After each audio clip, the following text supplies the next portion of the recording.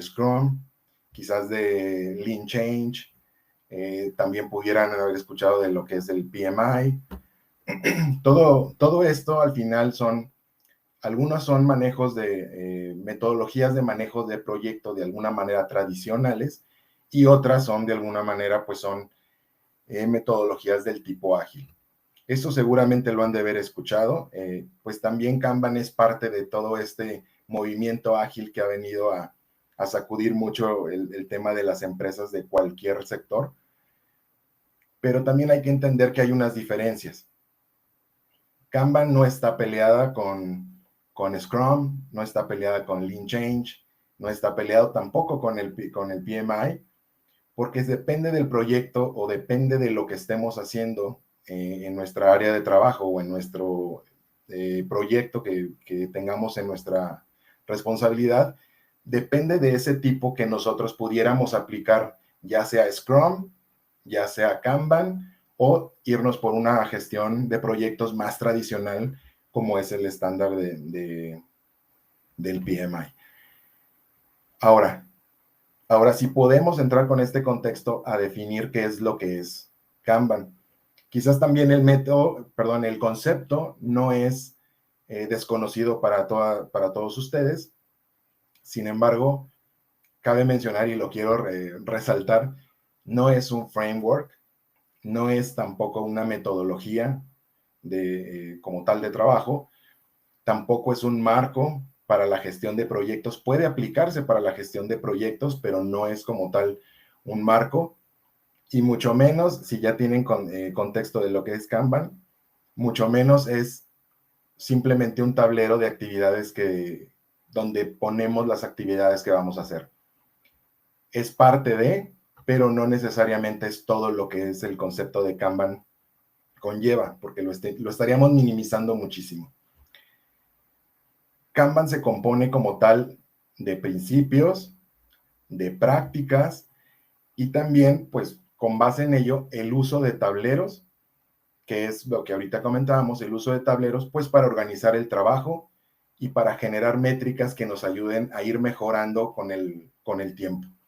Como bien dice nuestra lámina, es un método para organizar el trabajo de conocimiento. Si recordarán, si han revisado lo que es Kanban en alguna vez en alguna investigación que ustedes hayan tenido, pues Kanban se remonta a los años 50 con la participación de Toyota.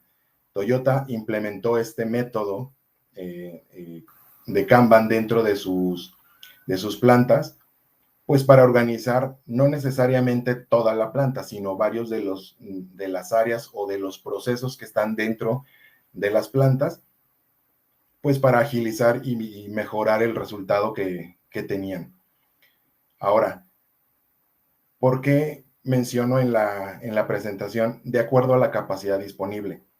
Todos nosotros hemos participado en proyectos y a pesar de que todos tenemos la mejor de las actitudes para acabar todas las actividades que tenemos, la verdad es que no todo se puede realizar al mismo tiempo. Todos tenemos cierta capacidad, y no refiriéndome a las personas, sino a la capacidad de generar un trabajo, de generar un resultado como área, como equipo de trabajo, como una empresa como tal que entrega un servicio a otra empresa.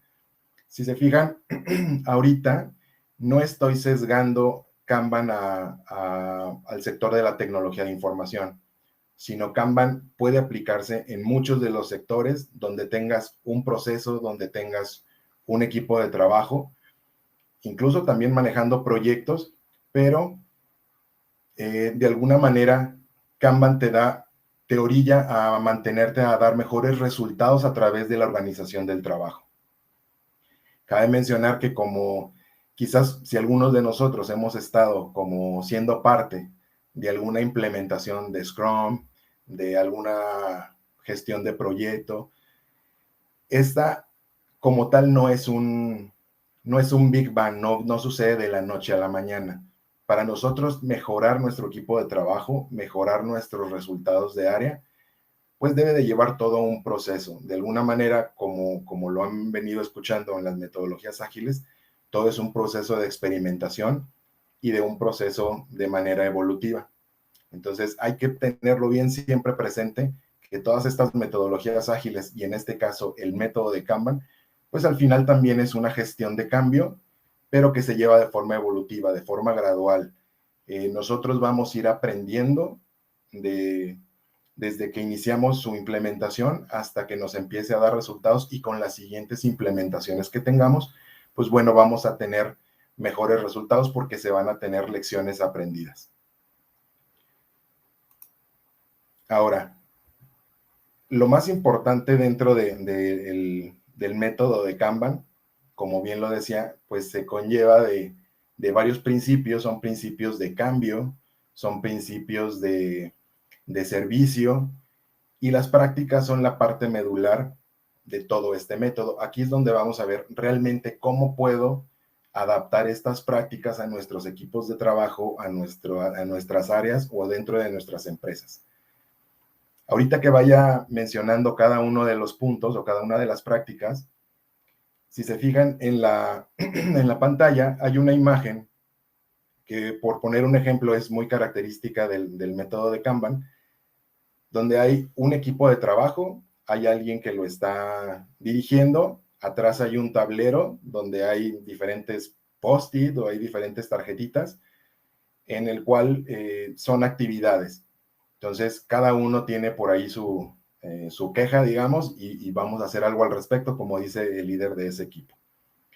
Vamos a ir viendo que con cada una de las prácticas que ahorita esté explicando, pues vamos a ir entendiendo mucho mejor lo que esta imagen representa. ¿Sale? Vamos a empezar con la primera. La primera es la visualización. Visualización es algo muy importante dentro de Kanban, porque si se fijan en el tablero de la parte de atrás, es una parte medular de Kanban, el tener un tablero, el tener, me voy a ir a la parte más básica, más original, que era, tú tienes un tablero y pones post-it con actividades. Como tal, pues eso es parte de Kanban. Ahora, con todo lo que estamos viviendo de pandemia, pues de estar cada quien trabajando de manera remota, pues bueno, hacemos uso de los sistemas de información, pues para también tener esto mismo, pero de manera electrónica, ¿no? Entonces, este tablero es algo muy particular de Kanban, en donde prácticamente en este tablero nosotros vamos a reflejar todo nuestro proceso de donde queramos aplicar el método de Kanban. Puede ser dentro del proceso o dentro de un área, pero todo lleva un seguimiento, llevan unos pasos o llegan fases a través de todo este proceso.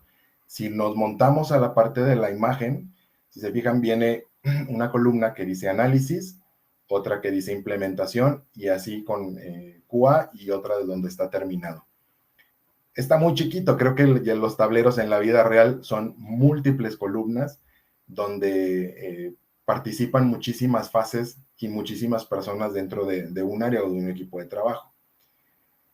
El objetivo de este tablero y de la visualización de esta práctica es hacer visible lo invisible. Tengan muy en mente esas palabras, hacer visible lo invisible. ¿Cuántos de nosotros no hemos participado dentro de los proyectos y de repente cada quien termina lo que tiene que hacer y de repente, ¿en dónde estamos parados? No sé, yo terminé lo que me tocaba, la otra persona terminó lo que le tocaba realizar, y de repente no saben quién está realizando cierta actividad. Suele suceder en las áreas o en un proyecto donde nadie se acordó que para poder continuar con el proyecto o con el proceso, una persona realizaba una actividad. Entonces, este tipo de cosas se reflejan dentro del tablero para que así los participantes de un equipo de trabajo, los participantes del área, puedan ver o puedan visualizar en el tablero qué hace y quién hace qué cada cosa y en qué momento lo hacen. ¿Para qué? Para no obviarlos, porque todos son parte o son partícipes de generar un resultado hacia un cliente, hacia un área. Entonces, algo que tenemos que hacer en ese tablero es poner todo lo que conlleva realizar. Me voy a enfocar a un proceso. Tenemos que reflejar en todo el tablero todas las fases por las que tenemos un proceso de principio a fin. Entonces, no se debe de pasar nada que debamos de ocultar, precisamente para tener mayor visibilidad de quién está haciendo qué cosas y cómo tiene que pasar el trabajo desde que inicia o entra a nuestro tablero o a nuestro sistema Kanban hasta que termina. Después, dentro de este tablero empezamos a definir todas las actividades que tienen las personas que están participando en este proceso. Aquí puede haber una diferencia muy vital con Scrum, quisiera hacerla notar. Ambos tenemos backlog, quiere decir que son actividades que tenemos que realizar en algún momento. Sin embargo, hay actividades que de alguna manera están sesgadas dentro de Scrum, pero dentro de Kanban no hace no conjunta algunas actividades para hacerlo de manera iterativa. Kanban lo que tiene en mente es el trabajo. No tiene que ponerse a pensar en la persona como uno de los preceptos ágiles. Se enfoca muchísimo en el término de trabajo. Así como nosotros empezamos a meter actividades a nuestro tablero, tenemos que tener en mente que lo que nos va a reflejar nuestro tablero es la salida de estas actividades para que podamos darle un producto de valor al cliente. A veces hay actividades que, reduciéndolo a alguna actividad, por ejemplo, de que alguien haga algo en base de datos o alguna actividad minúscula, pues realmente eso no genera un valor hacia el cliente. Realmente nuestro tablero lo que debe de reflejar son historias de usuario o son features en los cuales esos generen generen un valor hacia nuestro cliente final o hacia nuestro usuario final o hacia la otra área en donde reciba un servicio, nosotros participando como área. Ahora, reflejándolo en el tablero, todas las actividades de todas las personas dentro de nuestro equipo de trabajo, ¿qué es lo que también nos genera? Pues desarrolla mucha confianza y colaboración dentro de todo el equipo de trabajo. ¿Por qué? Porque ahora todos están compartiendo el mismo conocimiento y la información que está reflejada en el tablero y saben de lo que están hablando y de lo que están trabajando. También vuelvo a poner otro ejemplo. ¿Cuántas veces no hemos participado en proyectos donde hay participantes o hay integrantes donde dicen, yo hago esto y es lo que me tocó hacer y no sé nada de lo que pasa alrededor de mí? Entonces, Kanban trata también de mitigar estos efectos precisamente con el tablero. Está todo abierto, está todo en claro, en el cual los participantes del equipo de trabajo pues pueden ver actividades, pueden ver otras actividades que no están a su cargo, sin embargo, pues suman valor a lo que esta persona hizo, pues para seguir agregando valor y entregarlo hasta el cliente final, ¿no? Entonces, pues desarrolla mucha confianza, pues para que el equipo se autogestione más adelante en la participación de otros proyectos. ¿Qué otra cosa nos puede beneficiar estar visualizando los tableros? También poniendo como otro ejemplo, puede haber un equipo de proyecto o un área donde sean 5 participantes o los que ustedes quieran, pero uno es el que trae 10 actividades y otros tienen 2 o 3 actividades. Entonces, no hay una manera más clara que un tablero para poder visualizar la sobrecarga que traen las personas y de esta manera hacer algo al respecto. Si se fijan en la imagen, la primera persona dice, estoy saturado.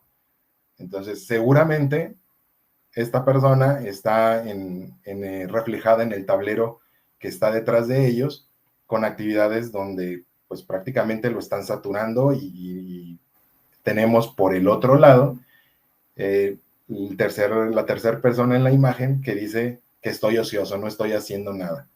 Entonces, un tablero nos va a reflejar precisamente qué persona tiene sobrecarga o en qué fase estamos sobrecargados para tomar una decisión de administración o de manejo de recursos. Algo también que nos ayuda muchísimo la visualización en un tablero de todas las actividades, pues es identificar los cuellos de botella. A veces podemos mitigarlos. Desde antes estamos viendo que vamos a saber que ahí hay un cuello de botella y podemos anticiparnos. Si bien no a evitarlo, sí podemos mitigarlo o darle la vuelta para que el trabajo que estamos viendo en nuestro tablero no se detenga. ¿Sale? Por eso es importante el tema de visualización. También hay otra práctica que se llama limitar, se llaman los límites WIP o limitar el trabajo en progreso, work in progress, poniéndolo como ejemplo también en los tableros que estamos platicando. ¿Cuántas veces tenemos personas integrantes de equipos que le dicen sí a todo lo que les pidan? O áreas que dicen sí, yo te lo atiendo y todo lo aceptan. Pues quedas bien cuando aceptas todas las actividades que te están dando o todos los requisitos o los requerimientos, perdón, que estás aceptando. Pero por otro lado, quedas mal porque no vas a poder, con toda esa carga de trabajo, no vas a poder generar el producto de valor para quien te lo está solicitando. Entonces, para esto precisamente nos sirve limitar el trabajo en progreso. Este trabajo en progreso nos permite enfocar en qué trabajo es lo que está reflejado en nuestro tablero que dé mayor valor al cliente.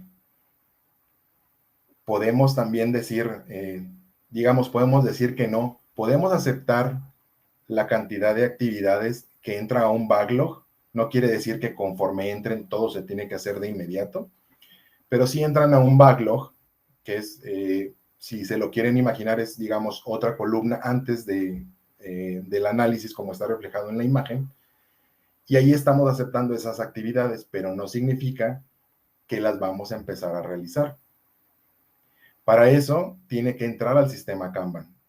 Entonces, estos límites nos ayudan a definir cuánto es la capacidad de nuestro equipo de trabajo, de nuestra área o dentro del proyecto, cuánto es la cantidad de trabajo que podemos generar para poder hacer de manera fluida cuando entran actividades o cuando entran requerimientos hasta que salgan y eso le genere un valor al cliente. ¿Sale? Esto también nos amplifica o nos engrandece poder también visualizar el impacto de algún bloqueo que tengamos. Si lo aterrizamos en alguna de las situaciones reales, nosotros aceptamos muchísimos requerimientos. Sin embargo, las personas sabemos que no traen solamente una actividad. Probablemente traen 3 o 4 actividades, pero es diferente a que seamos multitask. La realidad es que no somos multitask, nadie, porque no estamos haciéndolo en el mismo momento. Entonces, así cuando te dejan una actividad que tú sabes que te tardas 5 minutos en hacerla, si te encargan 3 actividades que son similares, lo lógico dices, pues tengo 3 actividades, voy a tardar 15 minutos en realizarlo. La realidad es que eso no pasa. La realidad es que te vas a tardar probablemente 19 o un poco más de minutos. Si lo ponemos en cuestión de minutos, si lo ponemos en días, pues te vas a llevar más días de lo que lógicamente te debería de dar. ¿Por qué? Es muy simple. Cuando uno está haciendo una actividad, está concentrado y está realizándola para poderla terminar. En el primer segundo que tú terminas esa actividad, tu mente no está adaptada para poder continuar con la siguiente actividad. Tiene que haber un periodo de tiempo en el cual de alguna manera tengas que tener un contexto, tengas que leer un documento, tengas que hacer algo para poder llevar a cabo esa actividad. Entonces, ese periodo de tiempo o ese rango entre actividad y actividad es lo que hace que, pues lógicamente no me voy a tardar los 15 minutos, ¿no? Me voy a tardar un poquito más. Entonces, la parte de los límites dentro de los tableros se puede ocupar de muchísimas maneras. Tú puedes limitar el trabajo en progreso por persona, puedes limitar por fase o pues depende de cómo hayas diseñado tu tablero, puedes aplicar los límites de la manera que mejor te convenga. Hay algunos expertos que te dicen, pues solamente le pones un límite de 1 y significa que cada persona va a traer una actividad. Pero la realidad es que eso tampoco pasa. Al contrario, yo he visto límites dentro de fases que son muy amplios. Entonces, el tenerlos muy amplios, pues también es algo que juega en nuestra contra, porque vas a traer más actividades por persona y dentro de la fase, y vas a tener, nadie te dice que las actividades no se van a detener por algo. Probablemente tú empieces muy bien con una actividad y de repente algo salió que no te permite avanzar. Entonces, como no está en tus manos, esa actividad, al momento de tenerla en nuestro tablero, se mantiene como bloqueada. Nosotros la bloqueamos porque no puedo avanzar y de esa manera, tanto la primera práctica de visualización y los límites nos permite ver el impacto de cuán importante es que suceda un bloqueo, porque nos va a detener todo lo que entra a nuestro sistema Kanban y que el flujo no nos va a dejar terminar ese trabajo de valor que queremos. Entonces, lo más idóneo es ponerle atención a esos bloqueos y tratar de sacarlos para terminar el trabajo.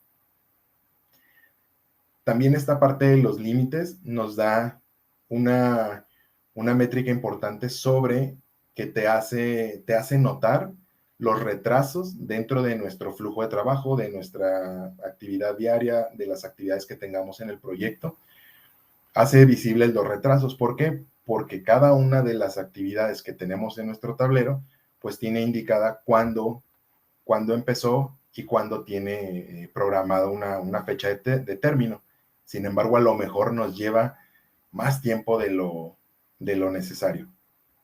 Estos límites WIP, pues digamos que en una primera, cuando estamos participando dentro de un sistema Kanban, pues de primera instancia, estos límites se pueden manejar holgados. Sin embargo, conforme vamos madurando y vamos haciendo más maduro el equipo conforme a las actividades que realizan dentro del equipo o dentro del proyecto, pues de alguna manera estos límites pues se van reduciendo de tal manera que la misma cantidad de trabajo que entre a nuestro sistema Kanban, sea la misma cantidad que esté generando un producto de valor hacia nuestro cliente final. Esto también pues me lleva a la siguiente práctica, que es la administración del flujo de trabajo. Como bien había comentado hace poquito, nosotros no, como cuando estamos implementando Kanban, no nos ponemos el enfoque en las personas, sino en la administración del flujo. ¿Qué quiere decir? Que todo lo que entra a nuestro sistema Kanban o el tablero, tenemos que hacerlo salir para generar un producto de valor.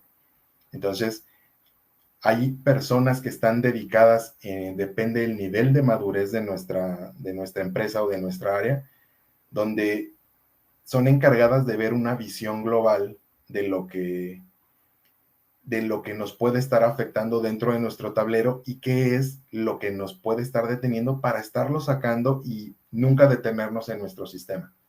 ¿Sale?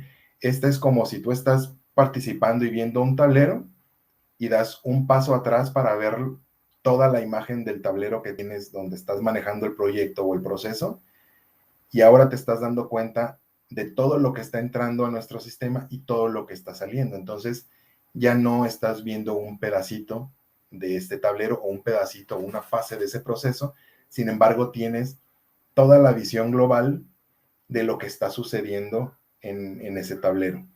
Entonces, ¿qué es lo que esta práctica nos invita? Pues nos invita a establecer prioridades a cada una de las actividades. Ninguna de las actividades, una es igual que otra. La realidad es que a veces podemos recibir 20, 25 requerimientos o especificaciones dentro de un proceso, pero si te pones a analizarlas, difícilmente todas tienen la misma prioridad. Quizás algunas tienen mayor valor y pues son las que nosotros decidimos sacar dentro de nuestro flujo de trabajo. Entonces, esta determinación o esta clasificación Kanban, también hay una clasificación dentro del método en donde nos permita establecer a cada actividad: esto es urgente, esto es de una fecha fija, esto es un requerimiento normal o habitual de diario, por así llamarle, o hay otras que, aunque no generan nada de valor, sí tienen que estar dentro del método porque en algún momento se tiene que hacer. A esas Kanban les llama una clase de servicio o una clasificación intangible. Cuando nosotros damos ese paso atrás que les comentaba y vemos toda la visión del tablero, pues podemos establecer cierta predictibilidad cuando estemos avanzando en otros proyectos que fueran similares, pues podemos tomar pues lecciones aprendidas. Entonces, esa predictibilidad es lo que apoya Kanban el estar haciéndolo de manera gradual y de manera evolutiva.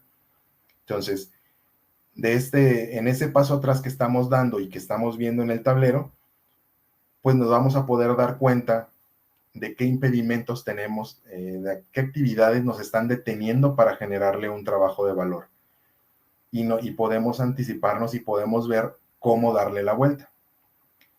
¿Cómo darle la vuelta? Pues voy a poner como un ejemplo simple, a lo mejor está atorado un integrante de nuestro equipo con algo que porque no conoce una tecnología o porque no sabe cómo hacerlo. Pues bueno, podemos en ese paso atrás y tener esa visión completa, tenemos otros recursos que le pueden ayudar o podemos, pues como en el ajedrez, podemos mover las piezas para hacer que todas estas actividades no se detengan o se detengan lo menos posible. ¿Sale? Entonces, en estas 3 primeras prácticas nos dan el beneficio de puedo establecer todas las actividades que tengo, todo el proceso que tengo ya como visualmente hablando, todo lo que se ve dentro del proceso. Tengo una regulación de la capacidad de mi equipo, qué es lo que puedo atender para poder generar un producto de valor. Y también, qué puedo hacer por el proyecto o por el área para que la cantidad de trabajo, así como entra, nos encarguemos de estarlo sacando, por lo tanto, se empieza a hacer una producción de resultados mucho más ágil que en un manejo de proyectos de manera tradicional. Ahora, las próximas prácticas, hablamos de políticas explícitas. A veces no nosotros armamos o hemos participado dentro de proyectos donde sabemos lo que tenemos que hacer, pero la mayoría de las veces no sabemos qué es lo que hace la otra persona ni cómo tenemos que entregarlo, o más cuando somos, voy a llamarle una empresa y tenemos que entregar un servicio a otra empresa como un producto, pues tiene que haber ciertas regulaciones, ciertos criterios para poder entregar ese servicio.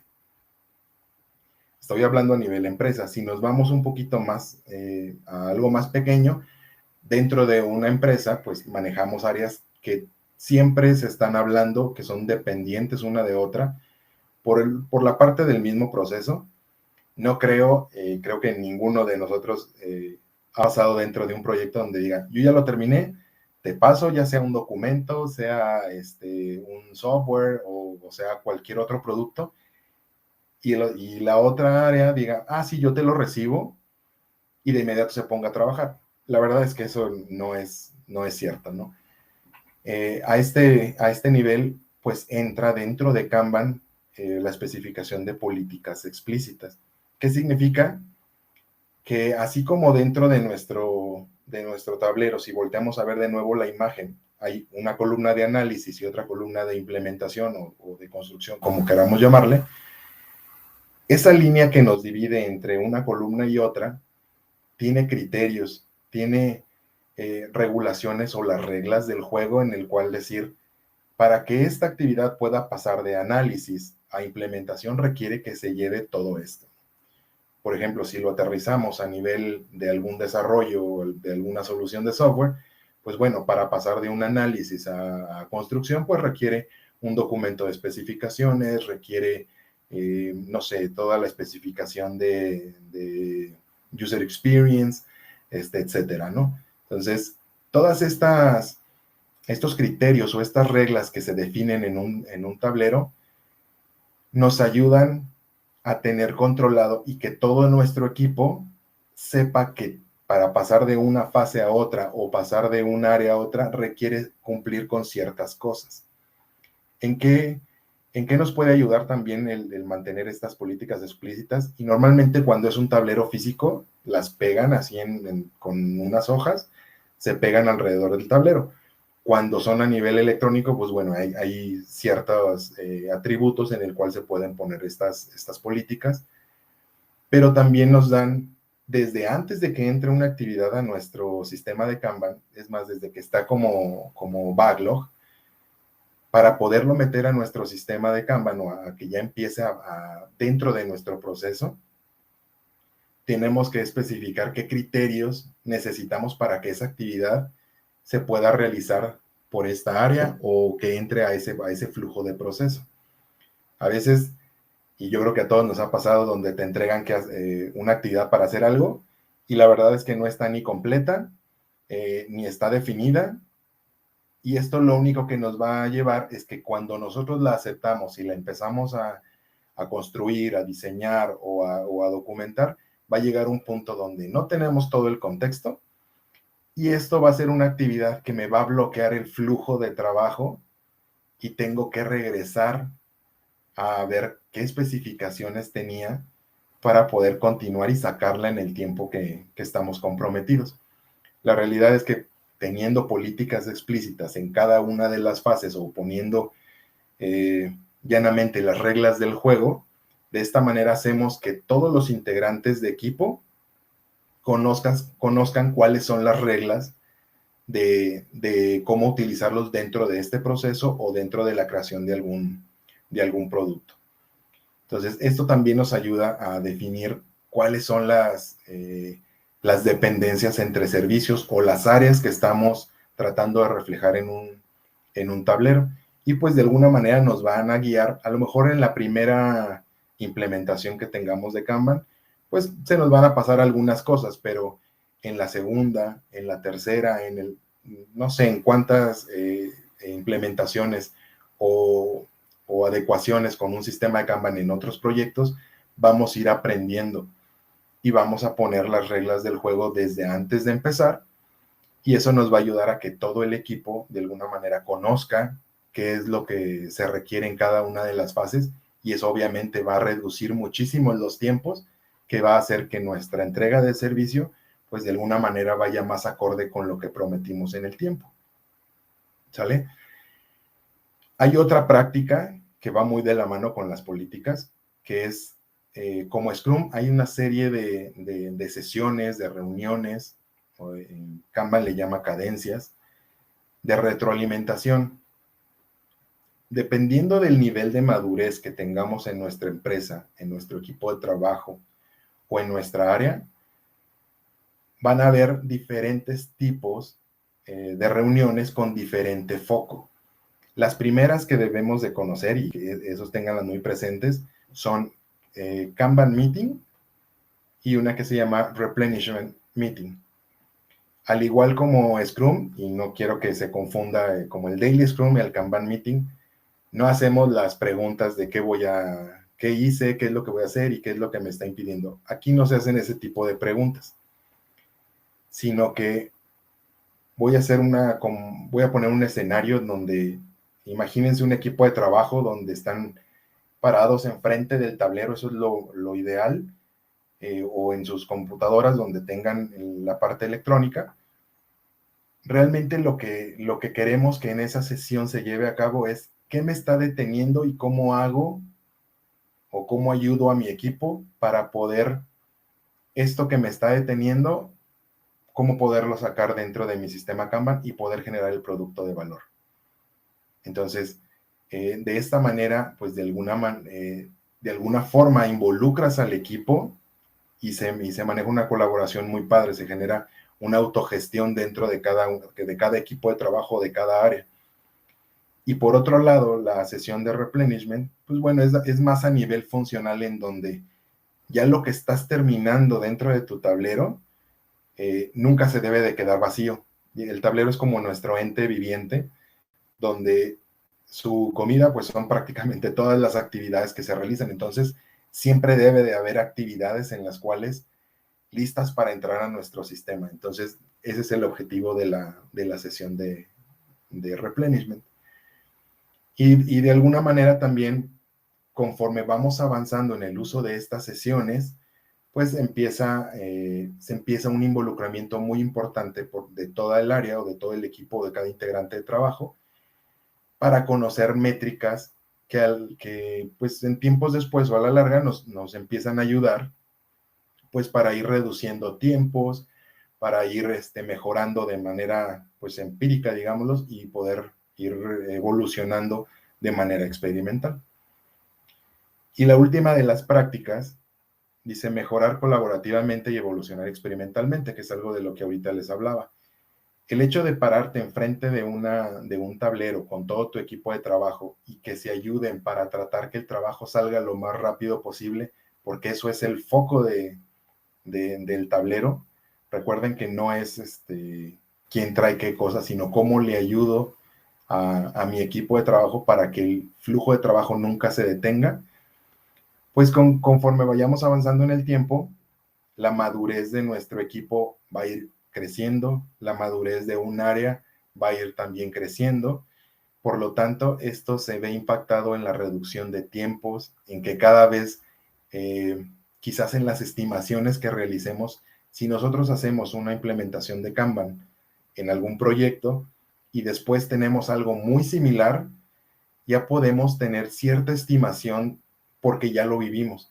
Entonces, esas estimaciones cada vez más se van a ir acercando a algo muy, muy cercano a la realidad, en donde pues de alguna manera ahí creen en nosotros los clientes en poder dar un resultado en esa cantidad de tiempo. ¿Sale? ¿Y qué otra de los puntos nos ayuda a esta práctica y a implementar todas las demás prácticas que ahorita les comenté? Es que cada área sabe exactamente lo que está realizando y cada equipo de trabajo sabe lo que está realizando. En Kanban le llama un enfoque del propósito o un enfoque al propósito. Cada área pues es un todo, cada equipo de trabajo es un todo y saben que están ahí para generar un producto y para entregar un servicio. Entonces, estamos hablando de un nivel de madurez de este equipo de trabajo. Conforme va creciendo, pues realmente sabe cuál es su objetivo o su propósito de ese equipo de trabajo para poderlo entregar como a un producto de valor, ¿no? Si se fijan en la imagen, ahí están prácticamente todas las prácticas que ahorita estamos hablando. En la parte de atrás hay una saturación, hay una sobrecarga de actividades, una persona que está sobrecargada. Hay una persona que dice, estoy muy ocupada, pero a lo mejor si te pones a ver las actividades que te dice, estoy muy ocupada, a lo mejor el 80% de lo que está haciendo son cosas intangibles, o lo que yo les comentaba, que no necesariamente le van a generar un valor al cliente y por lo tanto hay que redistribuir el esfuerzo hacia las actividades que sí me van a dar un valor, ¿no? Que a lo mejor ayudándole a la primera persona se genera menor sobrecarga a la persona, que esté menos saturada y que empiece a fluir el trabajo de principio a fin. Y obviamente la última persona que dice que estoy ocioso, pues eso es lo peor que puede pasar en un integrante de un equipo de Kanban, ¿no? Porque no va a estar haciendo nada y por lo tanto es un recurso que estamos desaprovechando. Ahí está la parte de visualización del tablero. No se reflejan quizás los límites del trabajo en progreso, pero ¿qué hubiera pasado si nosotros aplicamos esa práctica? Quizás aplicamos el límite WIP en una de las columnas que estamos viendo que se llama análisis y no hubiera esa cantidad de actividades.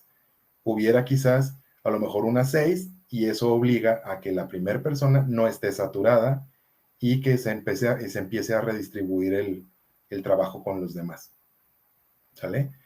A veces no está tan complicado de entender las prácticas, pero llevándolas al pie de la letra genera un enfoque de valor muy importante en los equipos de trabajo.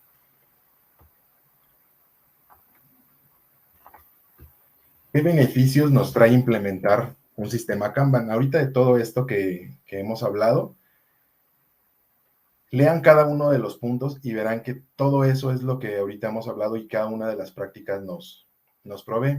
Incrementa la colaboración dentro de nuestro equipo de trabajo, disminuye la sobrecarga, mejora los tiempos de actividades. No cabe mencionar, no es en la primera implementación, sino conforme vamos avanzando y somos un poco más expertos o vamos madurando en todo este método de Kanban, pues nos ayuda a mejorar estos tiempos de entrega. Otra parte importante es la identificación de flujos de trabajo. Siempre se nos olvida algo cuando estamos atendiendo un proyecto. Entonces, lo mejor es establecerlo como tal en un tablero y de esa manera podemos determinar quién y qué es lo que está sucediendo. De tal manera que cuando alguien, digamos, algún director de proyecto o algo, ve el tablero, sabe específicamente cómo es como estamos ahorita en nuestro trabajo. Y eso me recuerda una frase que pues muy atinada de lo que hace Kanban. Dice, Kanban nos refleja cómo nuestro trabajo trabaja. Es decir, cómo está reflejado en nuestro tablero y cómo lo estamos, cómo se está llevando a cabo y cómo va avanzando. Si se fijan en el penúltimo punto, dice creación de sistemas pool a demanda. Todas las actividades que tenemos, por ejemplo, en un sistema de Scrum, siempre estamos acostumbrados a que alguien toma las actividades y las entrega. Tú vas a hacer esta actividad, tú vas a hacer esta otra actividad, pero Kanban cambia un poquito las cosas. Kanban lo que pretende es que el equipo diga, ya acabé esta actividad, ya la cambié de fase, ya la terminé, ahora necesito validar qué actividad puedo empezar a hacer. Eso es lo más ágil que puede haber cuando una persona dentro de un equipo dice, yo tomo esta para empezarla a hacer. Y con base a las prácticas, tiene todo lo necesario para poder iniciar esa actividad. No necesita que alguien le esté dando indicaciones de vas a empezar a realizar esto. Entonces, Kanban como tal, a diferencia de un Scrum, es un sistema pool. En la mayoría de los sistemas o de las metodologías son sistemas push. ¿Sale? En la imagen que ven en la parte de abajo, ven lo que platicamos de las prácticas, ven lo que estamos realizando de resultados, pero no es todo lo que Kanban puede dar.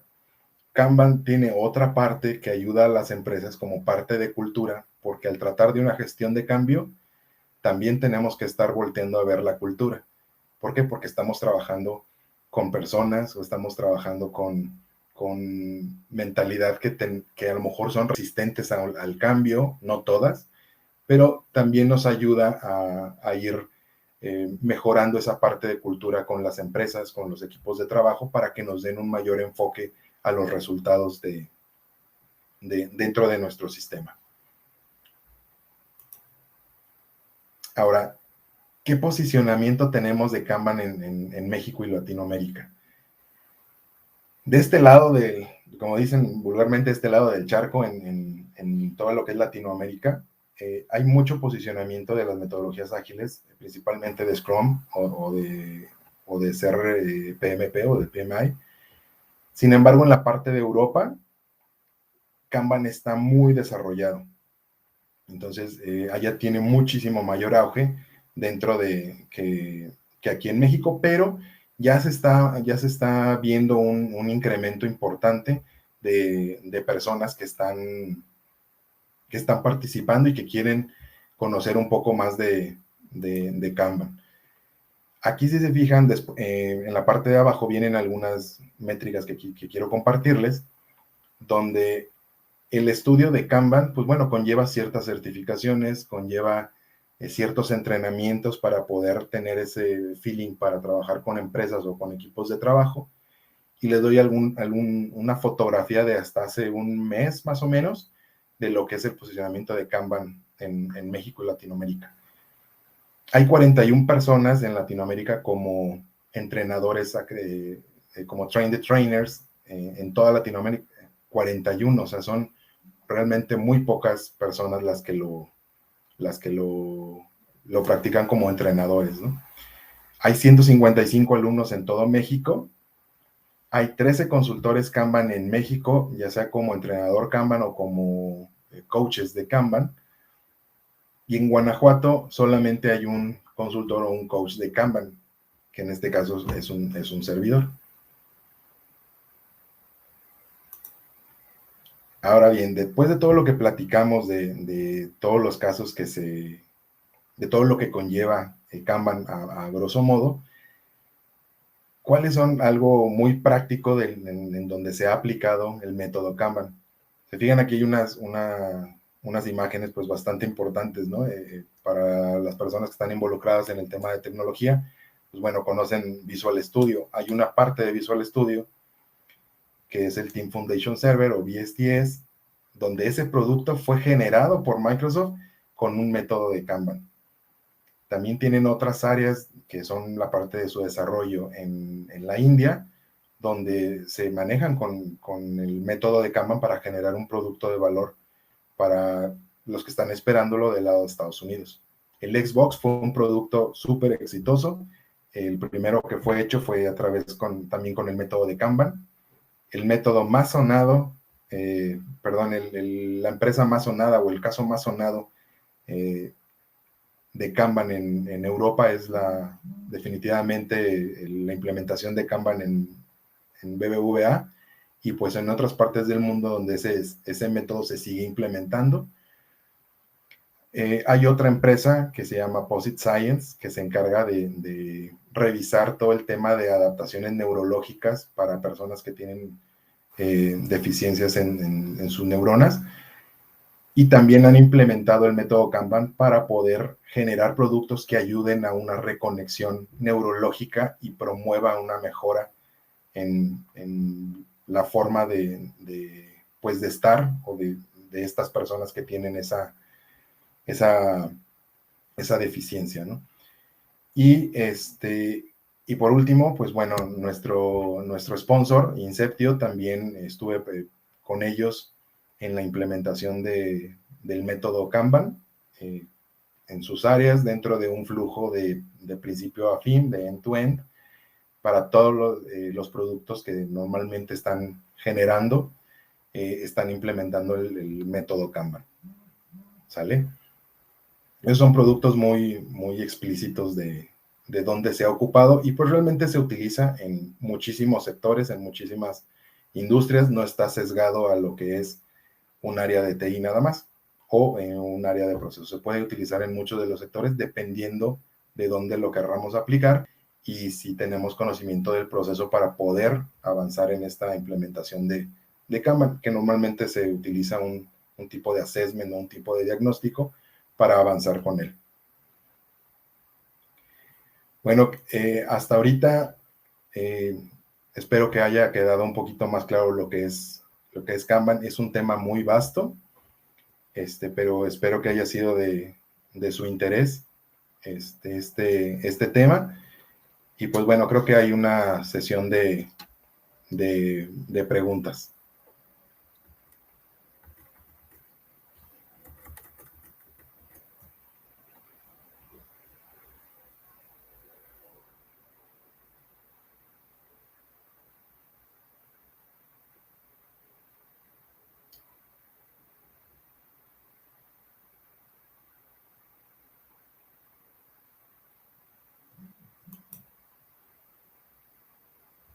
No sé si bueno, ahorita que empiecen a hacer algunas preguntas, pues vemos si hay alguna duda que podamos contestar y para que quede un poco más claro el tema.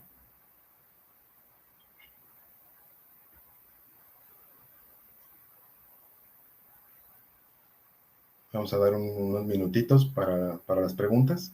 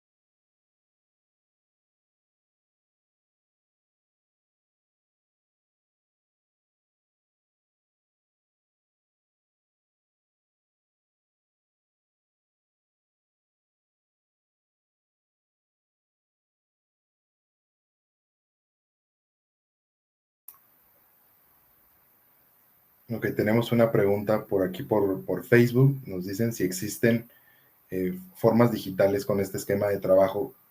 Quiero entender que la pregunta es ver si hay algún tipo de software, una forma de llevar este tema de, de forma de trabajar. Sí las hay.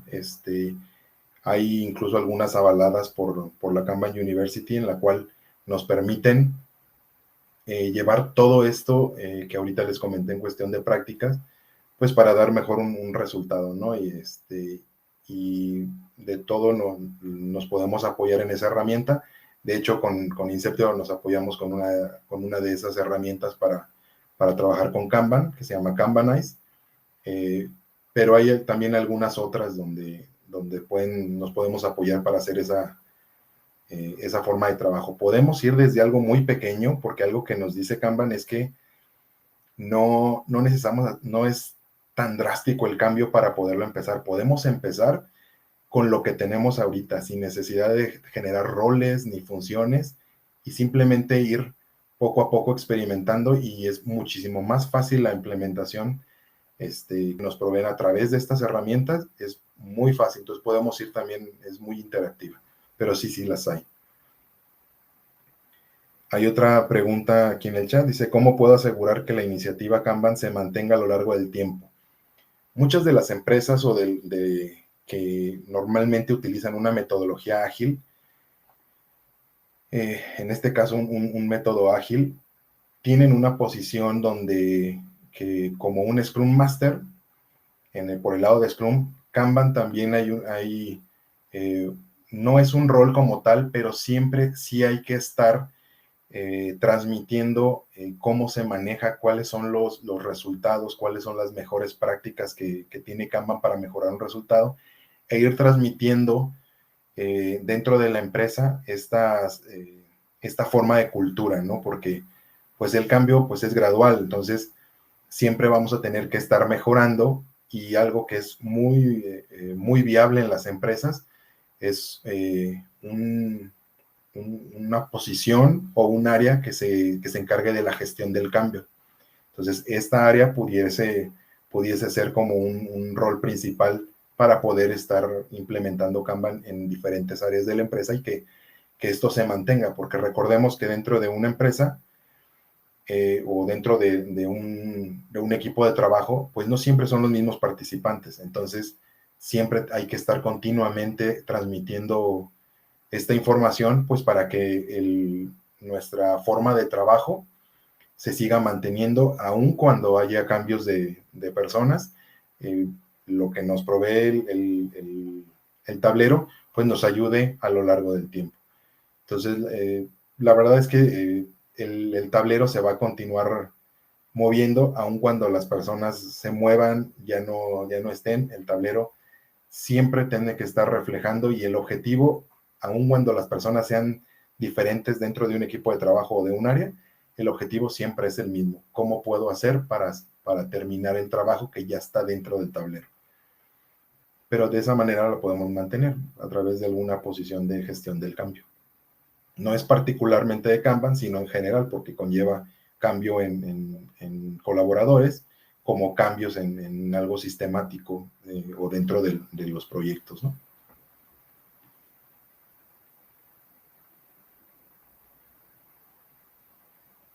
No sé si hay alguna otra pregunta.